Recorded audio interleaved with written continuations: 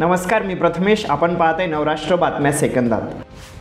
महाराष्ट्रातील लोकसभेच्या जागा वाटपाविषयी महाविकास आघाडीची आज बैठक होणार आहे. काँग्रेसचे अध्यक्ष मल्लिकार्जुन खरगे यांच्यासोबत ही बैठक होणार असून या बैठकीला नाना पटोले, जयंत पाटील, संजय राऊत, जितेंद्र आव्हाड, विनायक राऊत, बाळासाहेब थोरात, अशोक चव्हाण उपस्थित राहणार आहेत.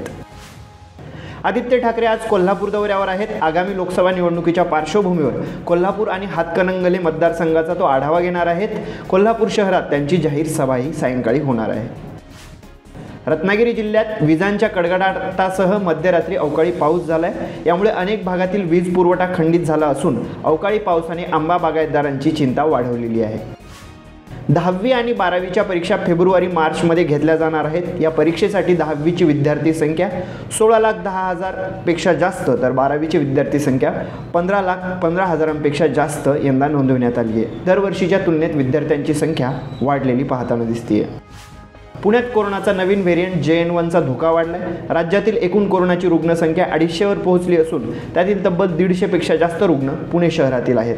पुण्यात मागील 24 तासात JN1च्या 59 रुग्णांची नोंद झाली आहे. त्यामुळे नागरिकांना सतर्कतेचा इशारा प्रशासनाकडून देण्यात आला आहे. अशाच लेटेस्ट अपडेट्ससाठी पाहत रहा नवराष्ट्र.